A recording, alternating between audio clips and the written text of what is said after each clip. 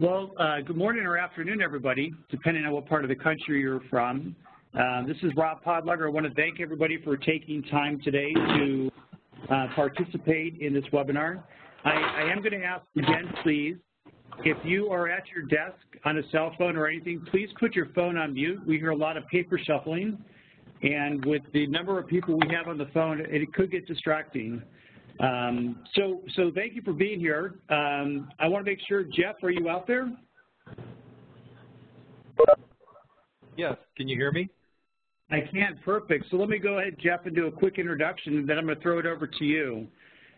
So I'm really excited to have Jeff Biehl with us today to talk about something that we've been doing in Columbus, Ohio. I would say probably about 18 months ago, there were several organizations, Siemer Institute, United Way, the city. It was all started and hosted by one of the county commissioners to really get our arms around working to prevent family homelessness. And as I traveled for the past year, I've really heard that a lot of our cities are focused on this work throughout the country. The reason we have a guest here today is the reason to have a guest here today is we'll talk through some information, and we're going to learn about some of the things that we've done in Columbus, Ohio. So without going further much, I'm just going to throw it over to you, Jeff, if you want to go and take the lead and talk to the group about the work that's been done here. And as I do that, one more time, if everybody can just put their phone on mute, that would be great. And if you happen to have your video on, please turn that off as well. Bruce. There you go, Jeff. Go for it. Yep. Thanks, Rob. Thanks, Michelle. Good afternoon or good morning. It's a pleasure to be with you today. I appreciate the opportunity to share what we're doing here in our community. Here are the objectives of the webinar today. And I'm going to organize this around a bit of a gallery walk, lead us through what caused us to exist as a collaborative to focus on preventing family homelessness, talk a little bit about the approach, spend quite a bit of time in what we're learning, and also the collective impact that's emerging from this work across our community.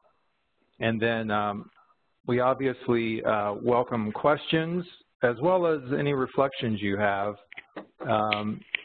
You know, while I'm sharing a lot of learning, I'd like to learn from all of you as well. So I don't think we have to wait to the end. If you have something you want to share and talk about a little bit, you can either, I think, Michelle is the preferred way to do that through the online chat. Yeah, why don't we have folks, if you have questions along the way of clarification or just a question that comes up for you, type it in the chat and I'll make sure that Jeff knows that question is being asked, and I'll be your voice. That way we don't have to worry about the intersection of everyone going off and on their microphone. And then at the end, we'll have more of an open microphone time question and answer. All right, so let's start with a little bit of background on how the Prevent Family Homelessness Collaborative, I'll just refer to it as a collaborative, how it was launched. And so over a 4 to 5 year period, our community saw a significant increase in families entering shelter. We had one dedicated family shelter in our shelter system, and a second shelter, an overflow shelter, was viewed to have capacity for multiple years, and that filled up pretty fast. So the data started to really tell a story that our community had a growing need that was not being addressed. In 2016, there were over 5,000 family members that were in our shelter, and more than 3,000 of those were children. And one of the other things that was a catalyst for this process was that women are really the face of homelessness in our community, and I believe this is actually a national trend as well, as you can see from some of the stats here. Another thing that really jumped out is that while our county population is 22% African American across Franklin County, which that's Columbus, Ohio, 71% of the women in our homeless shelters are African American. So a huge disproportionate situation there. And we'll talk about this a little bit later, but there are issues of racism built into historical and current policies. So that's something that we also recognized at the very beginning. So it's very much driven by, our existence really was driven by a need to address a growing problem and a real desire not to build more shelters. The two family shelters were originally designed to have a longer term life to them than what we're experiencing. So maybe the easy thing to do would be to go out and create more shelters, but we needed to dig in. And so the approach, as this trend was being recognized, the Community Shelter Board, which is the organization that coordinates our shelter system here, along with the Columbus Foundation, which is a large philanthropic organization, they commissioned a study, and this study surfaced. The findings should be on your screen here. There was no single factor alone that was causing this significant increase in family homelessness.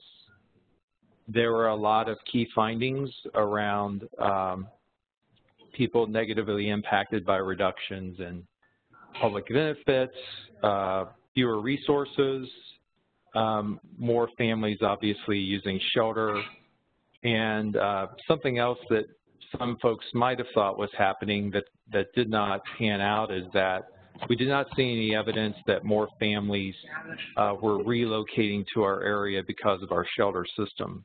But I highlighted in red there, I think, one of the key findings that led our community to action, and that is we did not have a community response and community resources that were focused on prevention. So a lot of our focus has been, in our region, has been on building a top-notch shelter system, which obviously is important, but we also recognize that we needed to really rally around prevention. So the key recommendations here became our roadmap for how we organized ourselves around. We needed to get community leaders to get involved. We needed to start a conversation. We needed to dig into more learning, and then ultimately begin to take action. So next visual here kind of shows our multi-year approach. So in 16, last year, it was really about the vision process of exploring the problem in more detail and creating an initial action plan. As Rob said, one of our county commissioners, Commissioner Marilyn Brown, had the political will to invite a very diverse group of stakeholders into a 9-month learning journey where we met every month. I'm a community consultant that works a lot in collective impact space, and so it was my privilege to design and facilitate this learning journey. And in the fall of last year, we created an action plan, and this was co-created with a lot of input from diverse stakeholders. And then where we're at this year is really around alignment. So 7 months into the year, we created this collaborative, and we are, I'll share with you in a minute, our resources that we're beginning to align to lead us to execution. That'll start in the fall. It's already started, but we'll actually be very focused on more action still yet this year, and we set a goal that we want to reduce our family homelessness in half by the end of 2021. And I just want to pause on that and emphasize that we're really being patient. While we're all impatient in wanting to solve this problem, we recognize that since there's no single solution to the situation, that we really need to take a systems view. And I'm sure many of you on the line know the challenges of changing systems, changing cultures, changing resources and how they flow in the community. So this is the approach that we're taking. So with that kind of as some framing, hopefully that provides you with a base of where we came from and what our approach is. Let me dig a little bit now into our key learning.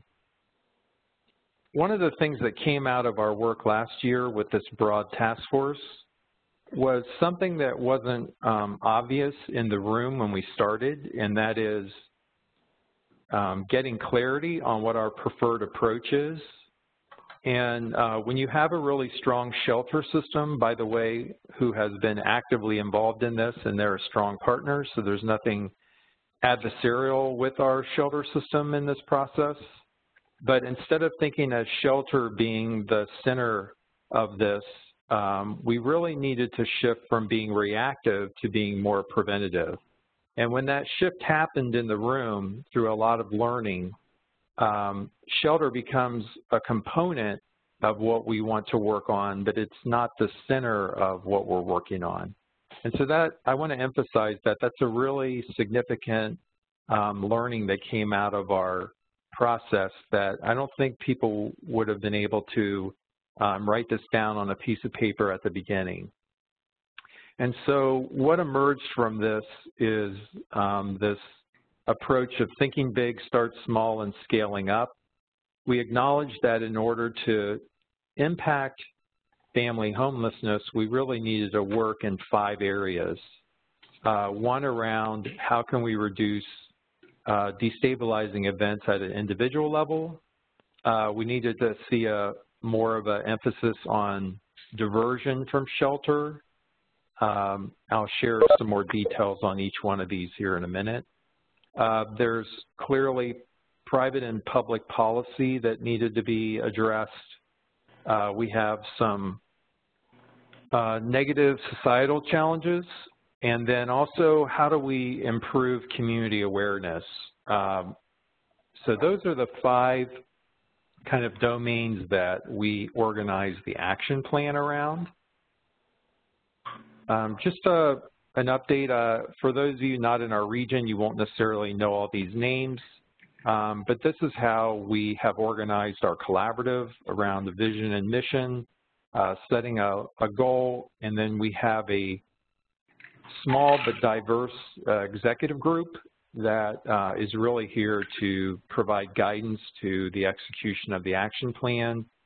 And then we've been successful in getting both public and private investments in our work so that this is not a function of just one part of the community, and that's been a big part of our process as well.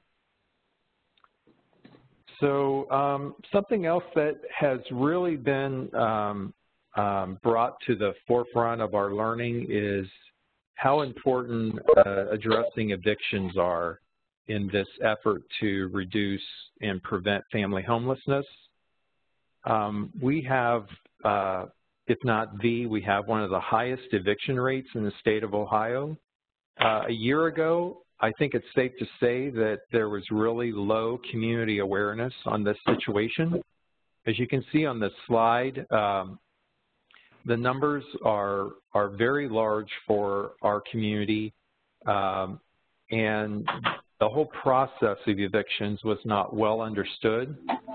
I'm sure many of you have read Evicted by Matthew Desmond, and he was recently in our community. And something that he shared with us from his work has really provided good awareness to all of us doing this work, and that is that evictions are almost always, they almost always lead to increased residential instability.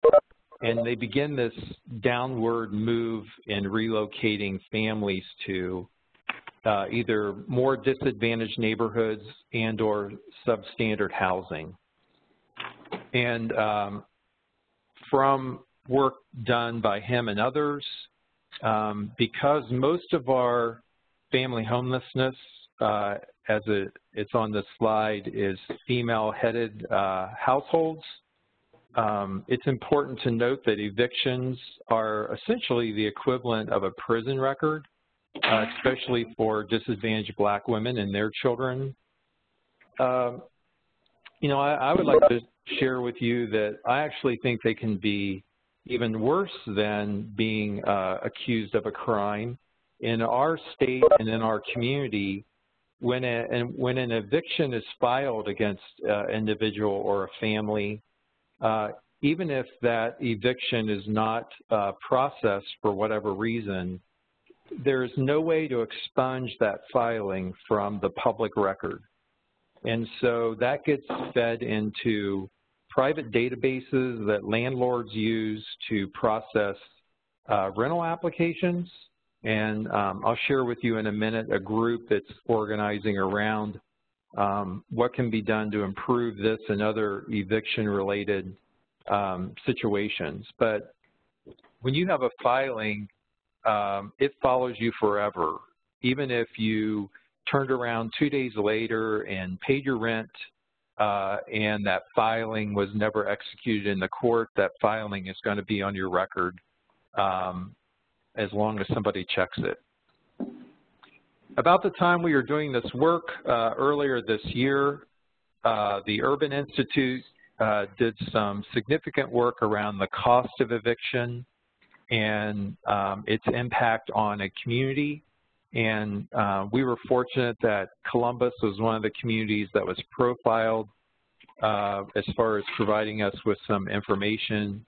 There's a lot here on the screen, but what we took away from this is in the bottom there that we need to invest more in how we help people. We need to invest more in interventions around programs, and we need to help people also improve their ability to build a cushion financially and through credit scores and those type of interventions. So we also wanted our approach to be very data-driven. So in the eviction space, we did something that hadn't been done before. We actually went to the municipal courts and dug into their databases with their participation. They've been a really good partner. And we created a heat map of where we have the highest evictions per capita. Then we went to our shelter system and we actually went through their data and found where people had their last residence before entering the shelter system. And then you can see in this really basic visual how those two data sources start to indicate where we might have the greatest chance of making an impact geographically. So I think a big learning for us is that we've got a lot of data spread around the community, and how do we organize that and turn it into information so that it's actionable. So that's what we've started to do. And so I'm going to go ahead and walk us through what we're learning as far as what we're actually starting to engage in specific actions around. So if you remember those 5 areas of impact, the yellow boxes here begin to identify the actual action areas. So let me start with A. One of the things that we are launching in the next 60 to 90 days, we actually want to engage landlords and their property managers to be more of an active partner in preventing evictions. Oftentimes when you look at the eviction process, especially in the courts, there can be very adversarial relationships between landlords, property managers, their tenants, and some of our social sector organizations. And so we're going to begin to build a stronger network of landlords and property managers that we can work more collaborative with and bring some better training and tools and better access to community resources to help them. There's a real cost to evictions to landlords, and so that old adage, what's in it for me, there's actually a lot in it for them financially to avoid that whole process. Our shelter system in item B, they have been working and actually have a couple of pilots up and running around really putting in place a diversion effort when people are right at the doorstep of being homeless. And so that is running, and we're starting to get some information out of that to evaluate its effectiveness. In the policy arena, there are a couple of things going on. In our state and in our county, we have a PRC fund. This comes out of TANF funds primarily through our Job and Family Services. And so we've actually been working with Job and Family Services and improving the way this one-time short-term funding is available to help people when they run into these barriers that can disrupt the stability of their housing. We also have a group that's starting to make progress on dealing with the child care and living wage challenge of the benefit cliff. And so those are two to three areas in the policy arena that we're starting to do some work in. And item D, the broader societal challenges. There are 4 areas of focus. No, I don't think so. Hello, can you mute your phone, please? Oh, yeah, yeah. Okay, thanks. Okay, where are you? Hello? Okay. What about the door on Selby? Yeah, right on the corner of Western and Selby. Okay. Whoever is on the corner of Selby, you are speaking to the whole webinar right now. If you could please mute your phone, that would be great. Okay, thanks. Thanks, Michelle. So in item D, this is why it's important to have, we believe it's important to have a long view on working on this issue of family homelessness. We have a group of our affordable housing organizations that have come together and done a very detailed plan around what type of changes we need to make in our region around making affordability and subsidized housing more accessible. We have a group led by the First Lady of our city of Columbus that's focused on improving the economic position of women. We have a project underway between our Urban League and the Shelter Board around racism and its impact on homelessness. And then we have a workforce board in our region that is taking a fresh look at how to organize workforce services for people in our county. So there are 4 very distinct things that are happening there that we believe will contribute to reducing family homelessness. And then under E, we've started a series of an open door series. We're calling them Stabilizing Families Learning Exchange, where we have leaders from government, the public and private sectors who are working with families to come together and do an exchange of who's doing what, when, and where. And we're building better alignment tools to raise awareness on how do we reduce the fragmentation of work in our community. And then we're doing things like today and newsletters and those types of things to raise awareness. I wanted to share an example of what's starting to take shape around how do we align regional prevention resources. And so when you look at the spectrum of a family moving from housing stability to housing instability, what we're starting to see is an alignment of interventions. Those are in the orange boxes.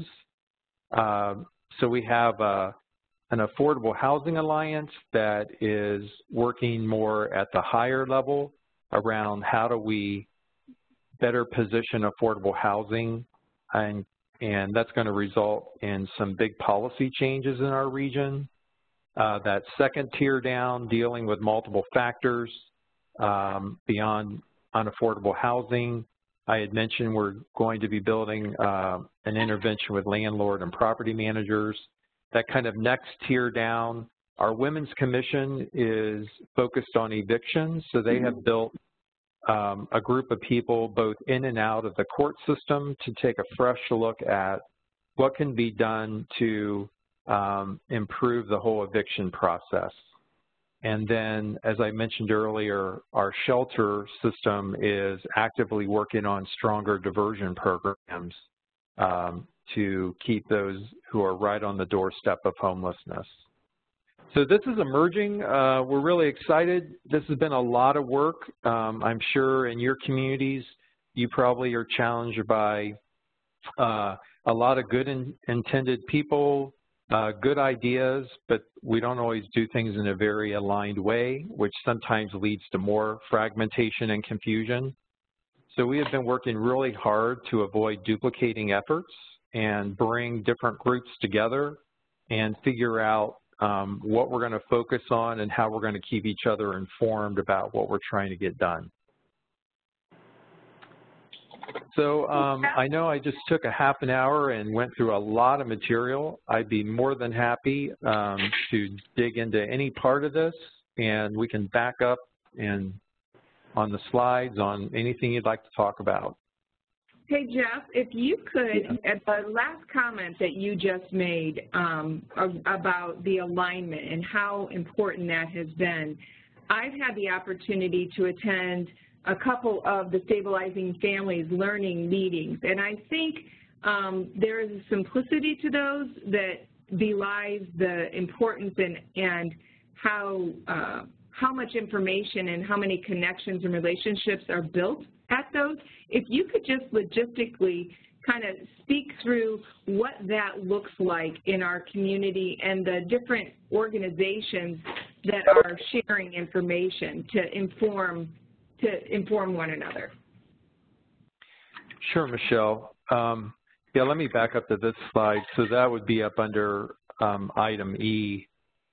Yeah, so one of the things in our awareness was sometimes there's a tendency to think that the awareness focus should just be on maybe the general public and the private sector, but we also recognize that we have many nonprofit organizations, a lot of different programs, and multiple collaboratives that have been formed, all of which are working in the space of how do we stabilize the lives of at-risk families. And so we simply just started to invite people into a room quarterly around sharing and learning, and then we're featuring different programs and collaboratives as kind of briefings, and starting to build this network of folks that are working on common activities. And that really has led us to this alignment of some of the bigger collaboratives. So the four that are listed, the affordable housing, the collaborative that I'm coordinating, the Women's Commission, and some of the work of the Shelter Board, I think in the past we would have all known we existed, but now we're actively in the room with one another frequently, and we're trying to really weave together how we're going about our work and where we're doing it. We have some communities, we have some regions of our communities where we have so many projects and efforts underway that that are not well coordinated, and that means that they're potentially duplicating efforts and missing opportunities to leverage each other's learning. So we're kind of working at at both a macro level of having these broad-based open invitation sessions, and then more at a micro level, really getting some of the bigger collaboratives together, all voluntary. We have no authority to do this work. It's all through the common good and good invitations, open invitations. Thank you so much. Jeff, this is Rob. There's one comment, statement that I have. So you know, the group that's on the phone, we have United Way team members and service providers from throughout the country that are part of the Siemer Institute.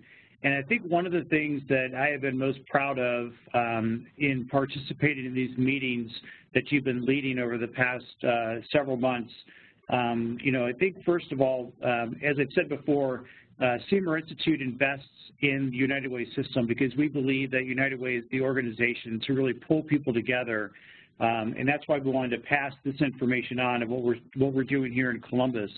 But specifically about that landlord property manager relationship, to have an individual, and I know you noted that from an emerging standpoint, something we're going to be doing, to really allow there to be conversations between landlords and families if they're going to be evicted to try to help that from happening. I think one of the biggest ahas I saw and heard in some of the meetings were the landlords didn't realize that by evicting somebody, in some cases, they could be starting the ball down the hill for a family to become homeless in the future. Can you talk just a little bit more about that? When will it start, and how many landlords are going to be involved in that, and what's the goal with that pilot that we're going to be starting off here in a little bit? I'd be happy to, Rob. Thank you. Yeah, so we informally went out and started meeting with landlords and some property managers, and that has really helped inform our design for this intervention. And to Rob's point, we have to respect that they're business people. They have their cash flow challenges. They're not all predatory in nature. But as a community, we haven't necessarily done a good job of both inviting them into the process as well as organizing support services for families in a way that's efficient. And what we learned is it needs to be super efficient for them to use it. So no disrespect to some of the work that's been done, but we've handed them, I call them mini phone books. Hey, when you have a family that needs help, here are 19 different organizations you could call for help. I think a lot of that material ends up in the back seat after a meeting. And so to Rob's question, part of our pilot is we're going to be putting in place a person to really serve landlords and property managers, and then help them with some of the training. Some of what we've learned is that those that are community-minded, and we're not naive, not all landlords are community-minded. We've kind of put landlords into three categories, and don't read any judgment into this. This is just for purposes of design. One are landlords that do care about the community, and there are a lot of them.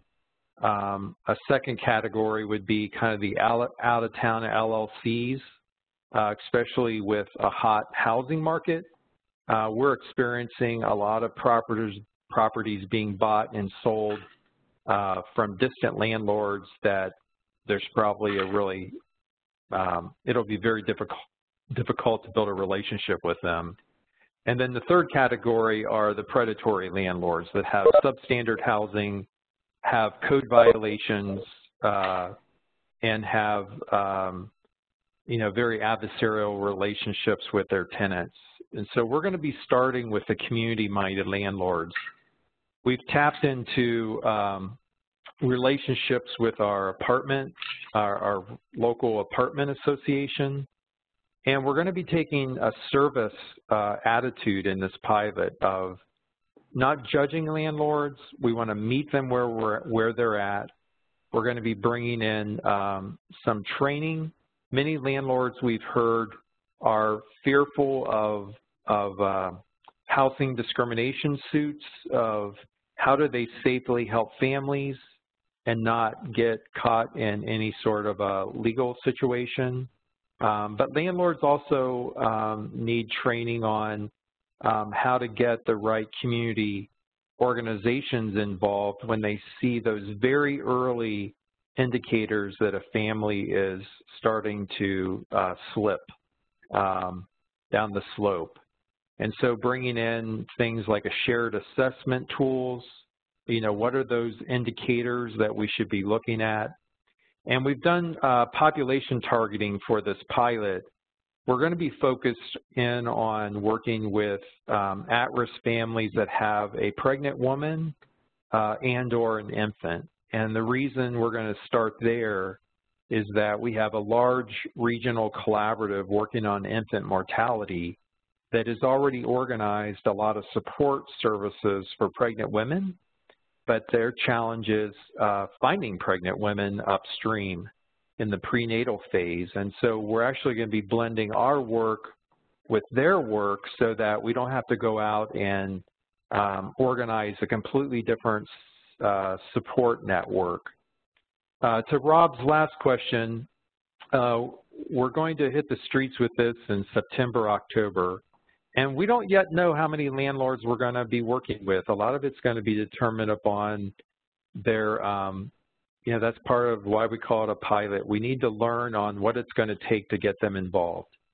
But we are going to do this in a few geographical areas and try to find landlords that have a pretty big footprint as far as the number of properties that they manage.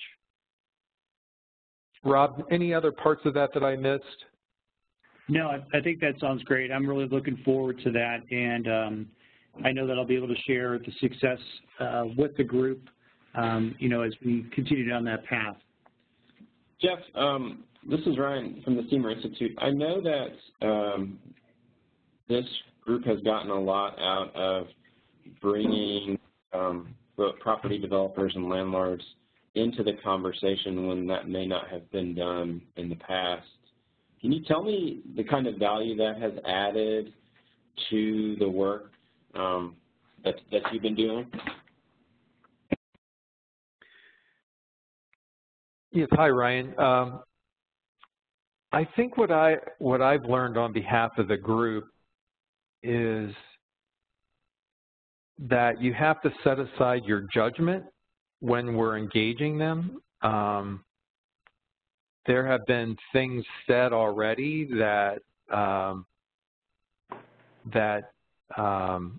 of label tenants or can be judgmental of tenants. And if you kind of push through some of those emotional reactions to some of their challenges as property owners and really get to the question of what would it take to support efforts to improve the lives of these families, I think there are quite a few of them that actually do care about how do we help tenants, because just to be selfish on the financial side, we've showed them some, little models that show the real cost of turnover, and it's, it can be more than $5,000 to turn over a rental unit, especially if it has, damages associated with it. So, Ryan, I think the lesson learned is meet people where they're at and figure out how to get them engaged and not be turned off maybe by some of the things that you hear in those initial engagements and those initial conversations. Thanks, Jeff.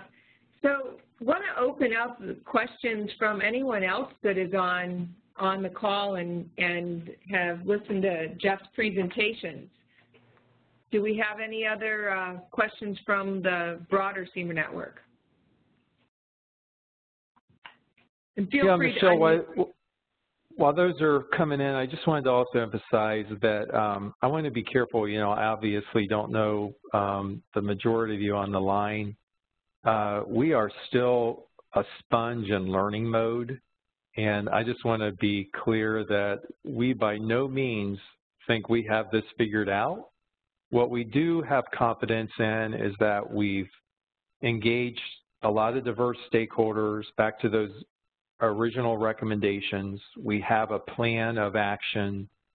We're starting with some targeted populations, and we're aligning a lot of resources in our community to focus on prevention. But we have a lot to learn, so I just wanted to emphasize that. Thanks, Jeff. So one question that has come in from Jen. What does the economic landscape look like in our community, specifically employment opportunities? Is that something you can speak to, Jeff? I probably can't speak to it statistically. I can share with you that one of the real aha moments last year in this learning journey we were on is we're a thriving community. We get compared a lot to Austin, Texas, Charlotte, North Carolina, Nashville. And while there are a lot of people thriving in our community, out of a population of about 1.2 million in our county, 400,000 people live at or below 200% of the poverty level. And we were recognized, not a recognition you want, as having some of the biggest income disparities of a metropolitan area. And that's where a lot of the conversations about the impact of racism have come into the discussion. And we have been very open around a lot of our housing policies, redlining and all of that goes way back, has a thread of racism in it. And we haven't organized workforce opportunities very well. One of the next barriers we're going to be diving into is the barrier of transportation. It is brought up in every meeting, and we don't have a rail system here. It's pretty much a bus-based system. And where jobs are at and where people are at is shifting, and they're not well aligned right now. Because we have a thriving community, there's a lot of gentrification going on, which is pushing at-risk families out into what were called suburbs, and yet those suburbs don't necessarily have the strongest transportation grid to get people to where some of the jobs are at. So workforce and transportation, I think, are two areas that are starting to get a lot more awareness about a need to address. I don't know, Michelle, if that... That's helpful. Yeah, that's just what came to mind.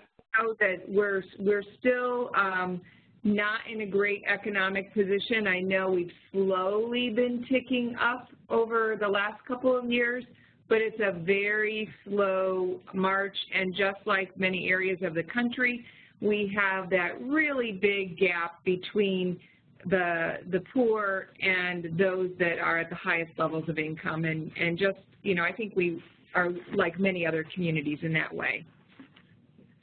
Yeah, I will tell you, I don't have these slides here. I would throw them up on the screen for you, but the income disparity slides and some of that data that we've shared with our community, even folks that you would consider to be in the know were rocked by the fact that I think somebody, yep, there we go. We're rocked by the fact that a third of our population is at or below 200% of poverty. And when you think about a housing wage, depending on which calculator you want to use, we've done a lot of work on that to raise awareness that you know, a family needs to be in that $15 to $17 range in our community, and most of these families are not making $15 to $17 an hour. So the Women's Commission actually has a living wage and pay equity group that is starting to ramp up to work on that. For those of you who don't live in Ohio, our state legislature passed legislation last year, and as a community, we're not allowed to put a living wage into effect across the state of Ohio. It has to be done at a state level, so they kind of squash local efforts. I know, Jeff, one of the opportunities I think that a lot of the people on the phone, as you know, the Siemer Institute, we're in 50 of the largest cities throughout the country, and I think we're all impacted similarly as we are in Columbus or even in the States, you know, with some of those things. We just look at it a little bit differently. Are there any other questions from the group? Oh, I see one. So, Jeff, could you tell us a little bit more about the key partners that you engaged and the partners you'd suggest other communities start having these conversations if you were looking to do something similar? Whoever, Caitlin, I'm sorry, it's hard to see it on my screen. If you want to unmute yourself, if you could share a little bit more about which piece of the work, is it specifically the collaborative, or is it within the pilot that we were just talking about? I'm sorry, could you repeat the question? Is it collaborative or what? Or is it with the eviction pilot that we were talking about? Is it the broader collaborative? I think if it is, maybe we can have broader Jeff. Collaborative. Okay, Jeff, if you could share a little bit more. Sure. Yes, I put on the screen who's at the table from leadership. But last year, when we went through the visioning process and the learning process on a broader level, we called it a task force at that point. We had a task force of about 24 leaders, and we were very focused on having city and county government in the room, our shelter system in the room, public and private funders. I thought that was key. A lot of the funding partners you see on the screen are corporate foundations, and we had their representation in the room last year before we asked them for money, so that they were part of the process. So I thought that was really important. We had some of our key family support systems in the room as far as health and human service agencies. We had our job and family services leadership in the room. So a very kind of a Noah's Ark, so to speak, of making sure we had just about every sector we could think of that work on helping families to have representation and be active in the room. But we were also careful not to open up the doors and end up with 100 people in the room. We had a lot of ground to cover, a lot of learning, and we also worked really hard to create safe space, because some of these folks in the room are high caliber, and they needed the space to acknowledge things that they didn't know. And there was a lot of that in the room last year, of information that we shared. We brought in a lot of speakers from different parts of our community, and there wasn't a session that there wasn't a lot of discussion around, I had no idea that like became a theme. I had no idea that this happened or that happened. Is that helpful? Yeah, actually, Jeff, it is, and I can acknowledge when I was part of those meetings initially, one of the things that I wanted to make sure sitting at the table, and even as we were sitting on the executive committee, is to pass on some of the learnings that I get to see, you know, from individuals that are on the phone here. And so you're right. We have a large group of very successful communities that are part of the Siemer Institute, like Austin, Nashville, Miami, some other cities that are out there. And it's important to me that we can make sure we highlight that to help Columbus, you know, learn about other cities and what they're doing. Yeah, Rob, I'm glad you brought that up. Organizations like Siemer and others who work in more than just our community, you know, also we benefited from that, from learning from others. So we tried also not to just look inward, but also look outward and see where some of those best practices are at. Great. Any other? Hi, my name is, I have a question. My name is Josh Mathis. I work with the United Way in Monterey County, California. And, you know, just really impressed with the work you're doing and wondering about, like, measuring your success and your goal setting, and wonder if you've come up with kind of broad indicators that all your community partners have agreed to use and measure and then sort of track over time. Hi, thanks for your question. Yeah, so on our big goal of reducing family homelessness, we're fortunate that our shelter system has really strong data systems, and they've been very collaborative. We built a small dashboard of some key indicators that is being refreshed every quarter. They have something called a system indicator database that they refresh. So we've tapped into that and pulled out some key things that we want to keep our eye on. And then for each one of the interventions, we've identified 2 to 3 measures of success. Obviously, when you get started on some of these things, they're broader versus being more narrow. But I think tapping in to existing data, as well as tapping into on the eviction side, we built a really good relationship with the court system. And quite honestly, nobody was really using that data. And so not only are we using it, but we're encouraging them to improve some parts of their data collection, and they've been receptive to that. So I think, was it Josh? That's right, yeah. Josh, I think part of what we've learned is, and I'm sure you've had this experience in your community, when you start identifying what you want to impact and you start asking the question, how do we measure it, part of that is also surfaced where we already have information that isn't aligned very well, or the integrity of that data isn't very good.